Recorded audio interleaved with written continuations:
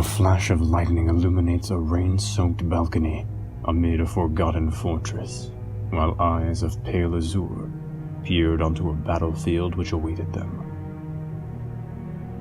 Beyond the rolling thunder from on high, there were the echoes and flashes of imperial batters that added to the cacophony of sound.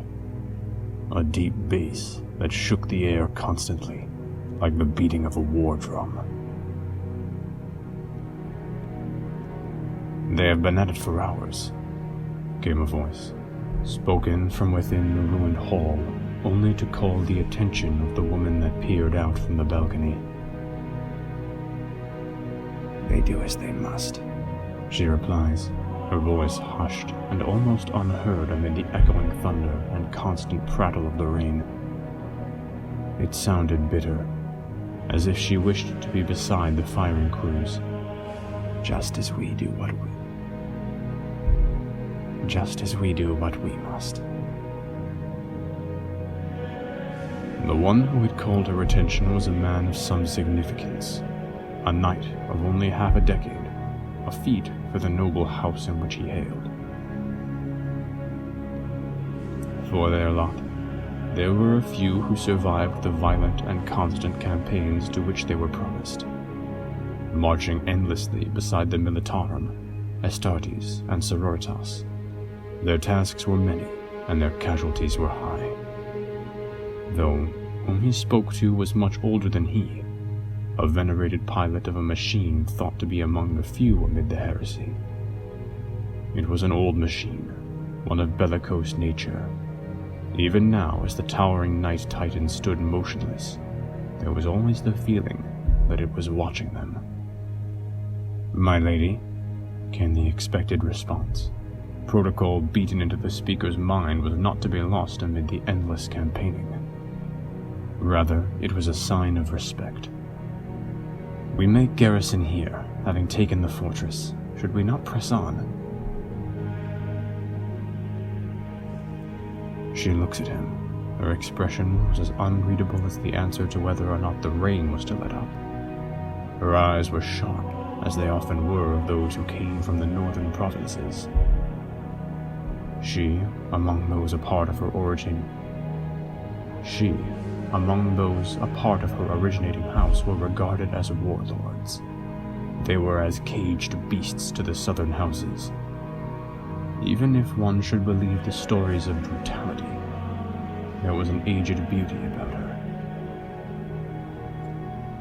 Her face seemed to have been cut and shaped by the metal she piloted, easily recognizable among a crowd of many. Yet despite all that, one could see the shock of gray that crept into her hair pulled back. Rainwater drips from her jaw just as it does the ceiling. "Our duty is not always glorious, Ban. You must do well to remember that if we are to succeed in our task." She watches him, her eyes looking through him just as well as a bolt might. He feigns humor. "I am merely making an inquiry into what our next move is, my lady." Again, silence greets him before she steps around him, making no indication for him to follow. Solitude was often an important thing to honor, when those who requested it could butcher grown men like children. She was among those few. Her heavy boots echoed as she left the young man behind, seeking only to begin mounting her knight. Taking a winding path of stairs, she continued her way until she came into the courtyard where cultists lay strewn about.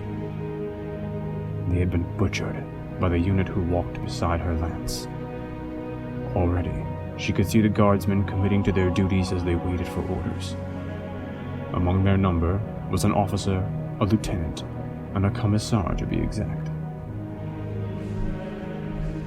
From where she stood, she could not tell if they were engaged in talks of either strategy or punishment. Their faces appeared far more grim than the hours earlier, and thus she approached them without pause. Whatever troubles the officers of the guard would often cause trouble elsewhere as well.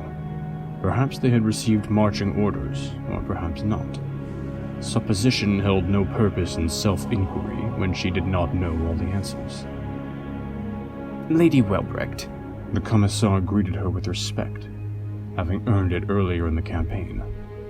The Commissar was young and harsh, yet hopeful in his duties. We are discussing the marching orders we have received. The lieutenant steps aside, making room for the noblewoman to look at the map laid out. Though much of the courtyard was open space, she had stepped into a makeshift tent. The cloth was soaked through, water dripping at the edges. The map itself was lit as best it could be, with a torch as it seemed no sunlight dare pierce through the sky above. She reaches for the table the map rests upon with her bionic hand. Her fingers were an artifice of reptilian design. Her knuckles were affixed with rare stones, while black metal made up from the appendage. It seemed more like plate armor than bionic. Lady Welbrecht looks over the map and sees the additional markings on it. The topography of the area was abysmal for long marches. Hills and mountains to the north, while great swaths of forest were to the east. They had need to trudge to the east, where her knights would be at risk. She frowns, and both officers can see it. You see it too, the lieutenant said. Her voice spoke plainly of the insinuation. There were two optimal pathways. One, which takes them through a valley where her mighty castellan would be of little use, and the other, through the most southern mountains. She brought her bionic hand to her chin and thought. The frown remains even as her eyes studied the map presented, markers representing Imperial forces spread across the map itself. As it often was with defensive stratagems, the battle lines were forever in fluctuation in the face of matching the method of attack. Where they had drawn the line here had negated further incursion to the south. She studies the map in further detail, as she searches for another route that would be better for the lieutenant and her men. Guardsmen, those soldiers sworn to die for the throne, were a resource that could not be so easily squandered. Lady Welbrecht lowered her mechanical hand and traced along the bank of a river not far from where the fortress was. She then found what she was looking for, the floodplains. We should move here, she stated in a firm voice, unwavering in the conviction she already possessed. The Lady Knight did not question why they were called to action. There was no need. It is not far from our current holdings, but I loathe losing the advantage of this location. The floodplains will not be an easy crossing, remarked the Commissar, stating the obvious. This would add another day to our travel, the lieutenant replied next, her voice marked with skepticism. It was a sound judgment, but there was still the time frame.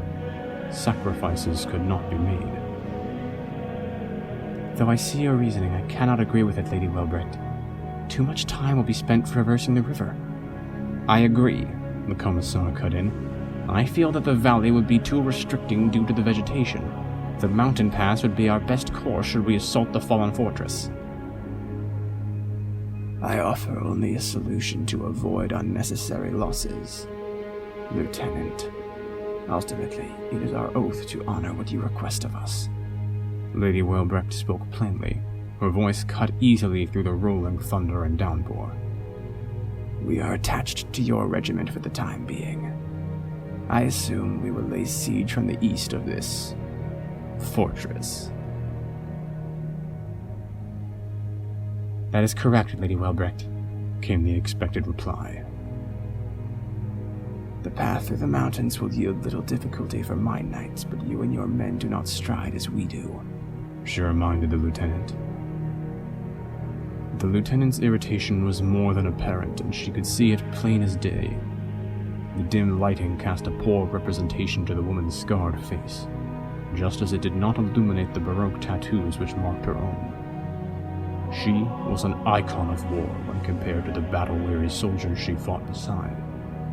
The entirety of her very being was dedicated to the craft of both destruction of fortification and death of things far greater than any mere mortal man. Her words would not go unheeded, whether or not the lieutenant and the commissar thought them to be out of line or not. What she mentioned had been true, however. The oaths she had sworn were unbreakable. She would do battle beside these men and women of the Astra Militarum, even if it led to her demise. Oaths were not taken lightly by those who swore them, and if the nobles within her lance did, she would not. Her rank and position within the house was not one of simple purpose. She was a countess, and there was much to be expected from one of her station.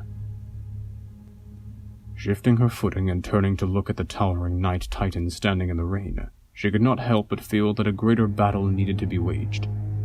War called to her just as her heart continued to beat endlessly. Every moment was a wasted opportunity to butcher those who deserved death. She knew that Ban would not yield to the wishes and wants of the Astra Militarum. Instead, he wished to brutally engage the enemy. It was to be expected of him, and in truth she expected it of the lieutenant as well. They were young and brash, having only but a taste of the endless battle against the great enemy. She, however, weathered through endless slaughter. She had seen worlds burn beneath the cruel banner of the foulest of gods. She had traded fire with the most ancient man-made war machines in the galaxy. Unlike Ban and the lieutenant, her heart and blood were as cool and calm as ice on an iron gate. If there was one thing that her purpose as Countess suggested, it was that she had always been calm. Never did she rush into battle armed only with little more than courage and blade. Instead, she sought the path of absolute victory. And there was no need for anything less than that. To crush the enemy, that was what House Valeris was meant for. And she was but the only one who understood that. The lieutenant was to speak, but before she could, the Countess cut her off with a harsh tone. Speak among one another of your decision. We will do as is asked of us. I cannot make this choice for you, Lieutenant. These men and women are not my responsibility. She turned to walk away from them both. They are yours, and yours alone. What few words she had shared with them merely dusted upon the truth of it. She did not have the right to command them as she would command her own forces. They were duties sworn to the regiment for the duration of this campaign, a fact which she herself had wholeheartedly disagreed with. Yet it was not by her own word which they were to conduct themselves, but rather by the High King who now led court amid the front. She had been given the honor to pierce through the enemy battle lines to the north, named as champion to the house. It was an honor she believed undeserved. The Countess ignored the constant pattering of the rain as she stepped across the courtyard. Her boots splashed through gathering puddles, and what sound there was could only be drowned out by both rain and thunder. The weather was abysmal for operations, but they could not simply postpone a battle for the sake of the weather. The enemy would not wait, and neither would she.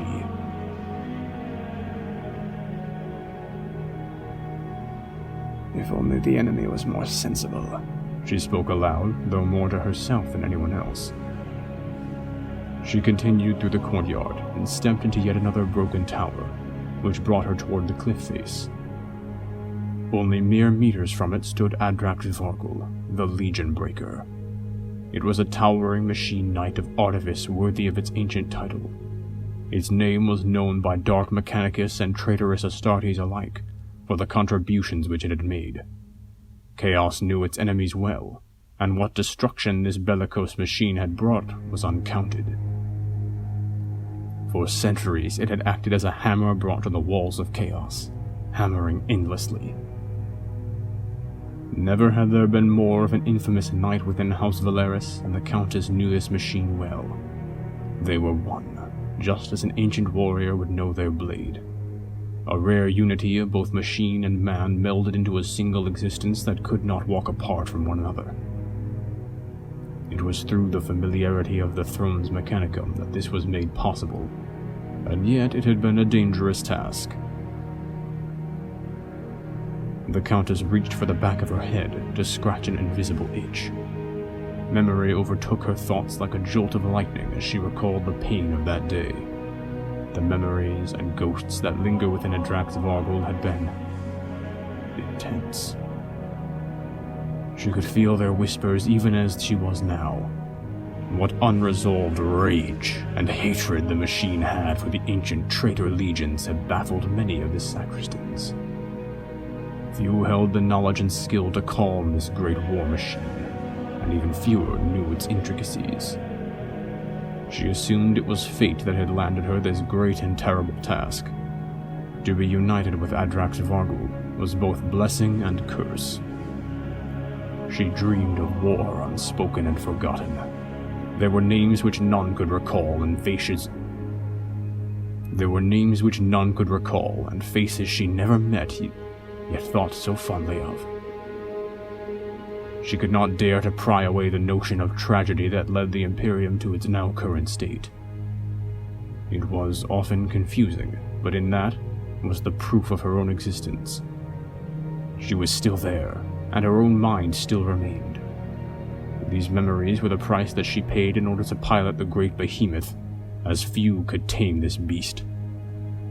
Where pain and rage remained, she had been able to coax its war cry to a hushed hymn that was almost holy. A flash of lightning cracks for her attention once more, causing her to reach for the blade at her hip. It is half drawn by the time she comes to realization. Before her, she can see the ruins of body of both men and vehicle. Scorch marks that ravaged the land both from plasma and lance were visible to her as well. It was awe-inspiring to most who looked upon it, yet there was also the lingering suspicion that she was being watched. Her gaze drifted from the battlefield and towards the shadows, but she found nothing. The Countess did not yet sheath her blade. The suspicion had matured into fact.